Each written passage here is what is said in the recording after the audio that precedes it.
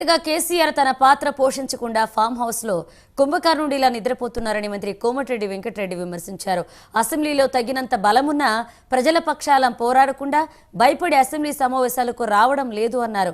BRS 10 ఏళ్ల ప్రభుత్వంలో ఉమ్మడి నల్గొండ, పాలమూరు జిల్లాలకు ఏం చేశారని ప్రశ్నించారు.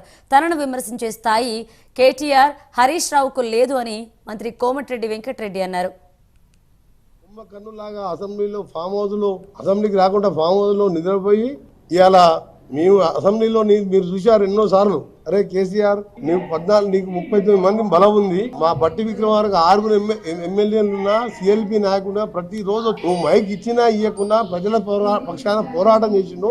ఆ పోరాట ఫలితంతోనే మా ప్రభుత్వం కూడా అధికారంలోకి వచ్చింది. నువ్వు చేసిన తప్పులన్నీ కూడా 6 ఎమ్మెల్యేలతో ఉన్న బలం ఉన్నా సరే నీకు 39 బలం ఉంది ఎందుకు వస్తలేవని చెప్పి ఆ రోజు మా బట్టి విక్రమార్క సిఎల్పి నాయకుడు డిప్యూటీ లీడర్ శ్రీధర్ బాబు గారు కొట్లాడిండు. ఈయన 39 మంది ఉన్న 14 నెలలు మీ 5 సార్లు అసెంబ్లీ పెడితే రాలే. నేను ఛాలెంజ్ చేసిన హరీష్ రావు కేటీఆర్ మాట్లాడే మీరు బచ్చగానే మీరెందుకు మాట్లాడుతున్నావు, మీ మావని మీ నాయనని రమ్మని చెప్పు, ఛాలెంజ్ చేద్దాం.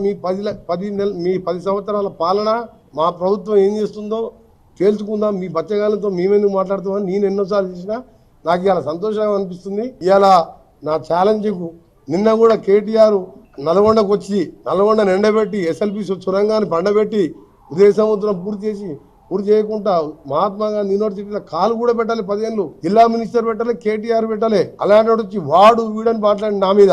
అప్పుడు నేను చెప్పిన గాంధీ భవన్లో, అరే నువ్వు బచ్చగాని మీ నాయన పేరు చెప్పి ఎమ్మెల్యే అయినావు, హరీష్ రావు వాళ్ళ మామ పేరు చెప్పి ఎమ్మెల్యే అయినావు, కోమటిరెడ్డి వెంకటరెడ్డి అంటే ఒక రైతు కొడుకుగా ప్రజల నుంచి పోరాటం చేసి వచ్చిన మీరిద్దరు నా కాలి గోటితో